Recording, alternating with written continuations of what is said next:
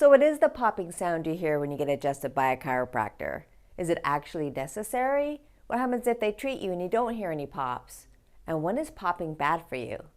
Hi, I'm Dr. Karin Drummond, owner of Drummond Chiropractic, and as always, before you follow any advice from any video, check with your healthcare provider to make sure it's appropriate for your specific condition, and hopefully that's one of us here at Drummond Chiropractic.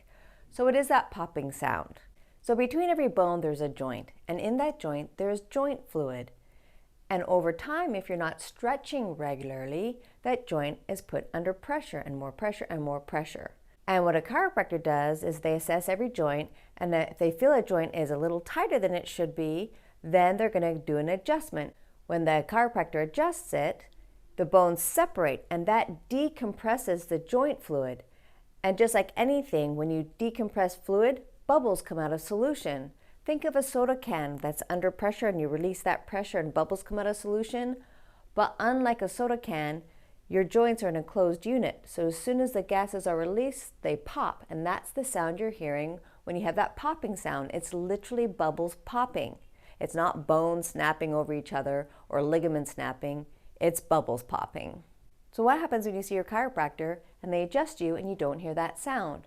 Well, the sound isn't exactly necessary. There are three things that might be happening if you are not hearing that sound. One, your joint was healthy enough, it didn't need to make that sound. There wasn't enough barometric pressure change to make that bubble form. Or two, your joint was already too loose and can't even pop. Or three, it was so tight, the chiropractor wasn't able to decompress the joint enough to make that noise. So if you don't hear the bubble sound and you're curious if it went well, just ask your chiropractor. Ask, did it need to pop and it didn't, or was it that it didn't really need to pop? So when is popping bad for you? Let's say you're one to pop your own neck or your back or your knuckles. If you're doing this regularly, like every 20 minutes to an hour, chances are you're doing it too much. And what's the risk of doing it too often? Well, you could cause instability in the joint by overstretching it all the time. For example, people who pop their knuckles all the time, the good news is it does not cause arthritis, but it can make the ligaments loose, which can affect your grip strength. Or if you're popping your neck and you're using your jaw, you're at risk of harming your jaw, the TMJ, the temporomandibular joint, trying to get your neck to feel better. If you're trying to pop your back and you're really forcefully arching your back over a chair, you're at risk of harming the structures of your back. And if you're popping your spine and you notice within 20 minutes to an hour you need to pop your spine again, well, chances are you didn't get the right restriction. There's a lot of joints in your spine, and if one of them is stuck and you're stretching, the joint above and below may be popping, which will give you relief for 20 minutes because endorphins are released during the bubble popping, which gives you about a 20-minute window of relief. But then the pain can settle back in or the discomfort, and then you pop it again. So what might be happening is you're over mobilizing the joints above and below that restricted joint, destabilizing them and not fixing the root of the problem. So if you're finding yourself popping all the time, my advice is see a chiropractor and get to the root of why you're needing to pop all the time. But if you're getting relief for more than an hour, maybe you are getting the right joint. But as always, I highly advise see a chiropractor, have them assess your spine and make sure that there isn't any hidden areas that might be leading to problems later down the road.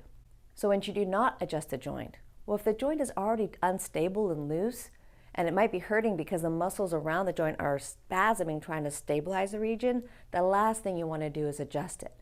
A good example of this is SI joint sprains. I have a lot of videos on that alone.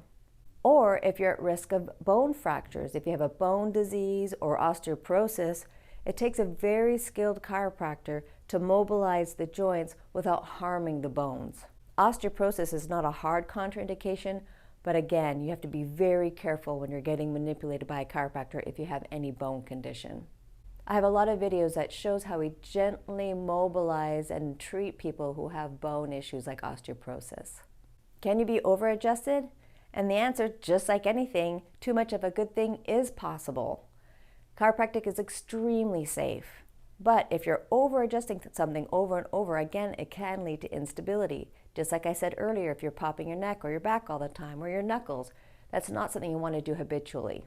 And that's why it's important to find a great chiropractor who's going to take your specific case and condition and give you a specific treatment plan that will get you well.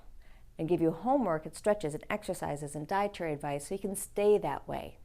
That's the Drummond difference. And again, I hope this has been helpful. If it has, please click that like button. It helps us get our videos out to other people, and subscribe if you want to learn more. Until next time, stay well. Come in and experience the Drummond difference. The Drummond difference.